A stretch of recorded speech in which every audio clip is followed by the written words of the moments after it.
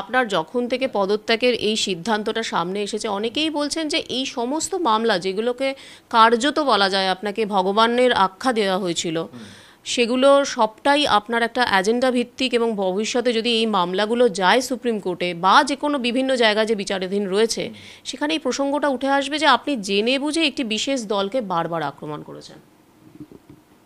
একটি বিশেষ দলকে আক্রমণ করিনি, কোনো দলকেই আমি আক্রমণ করিনি। আমি বলেছি যে একটা দল পশ্চিমবঙ্গে রাজনৈতিক ক্ষমতায় আসেন, পশ্চিমবঙ্গ সরকার এই দুর্নীতি জেনেও দেখেও তাদের মন্ত্রী জেলে আজকে, এটা ভাবুন। এবং সেই মন্ত্রী কোন দলের? না, তৃণমূল দলের।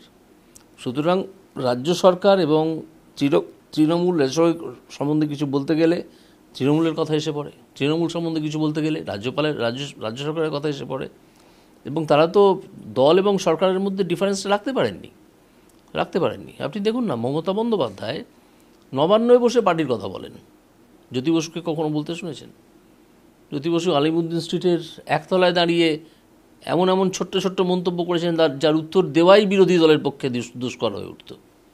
ঠিক আছে, এই ব্যাপারটা তো মমতা বন্দ্যোপাধ্যায় মেনে চলেন না। সেদিন মোদিজি এসেছিলেন কলকাতায়, মোদিজি তো একটা সরকারি অনুষ্ঠানে একটা পলিটিক্যাল কথা বলেননি। তিনি যখন পলিটিক্যাল ঘণ্টাখানেক বাদে যখন একটা পলিটিক্যাল মঞ্চে গেলেন, তখন তিনি পলিটিক্সের কথা বলেছেন। তো এই ডিফারেন্সটা তৃণমূল রাখতে পারে না। ওরা অনেক কিছুই জানে না, শিখে নেওয়া উচিত ছিল।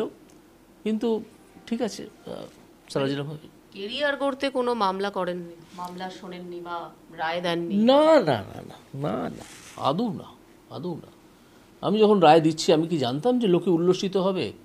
একদম জানতাম না, একেবারেই জানি, এটা বোঝাই সম্ভব নয়। কিন্তু আমি দেখতে পেলাম দুটো তিনটে মামলায় পরপর সিবিআই দেওয়ার পরে লোকে কিরম যেন একটু চাঙ্গা হয়ে উঠলো, যাই এখানে এখন তাহলে কিছু একটা হচ্ছে।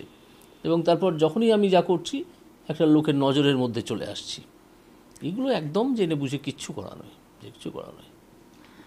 আপনি মমতা বন্দ্যোপাধ্যায়ের প্রসঙ্গ তুললেন। 17ই জুলাই 2023 আপনি এজলাসে বসে বলেছিলেন মমতা বন্দ্যোপাধ্যায় অত্যন্ত সরল এবং তিনি দায়িত্বশীল রাজনীতিবিদ। এখনও কি আপনি সেটাই বিশ্বাস করেন? একদম, আমি বিশ্বাস করি যে মমতা বন্দ্যোপাধ্যায় সত্যিকারের একজন সরল মহিলা, দায়িত্বশীল রাজনীতিবিদ এবং পুরনো রাজনীতিবিদ, যিনি ব্যক্তিগত আক্রমণকে গ্রাহ্য না করে বিরোধিতা চালিয়ে গেছেন। যখন সব বীরপুঙ্গবরা কংগ্রেসের পালিয়েছে, তখন মমতা বন্দ্যোপাধ্যায় নিজে মাথায় লাঠি খেয়েছেন, মৃত্যুর মুখ থেকে ফিরে এসেছেন। অনেকবার তাকে চুল ধরে টেনে বার করে দেওয়া হয়েছে। বাংলার নারী সমাজ গর্জে উঠেছিল, ভোটের বাক্সে গর্জন করেছে মমতা বন্দ্যোপাধ্যায়ের এই হেনস্থা দেখে। মমতা বন্দ্যোপাধ্যায় একজন সিজনড পলিটিশিয়ান।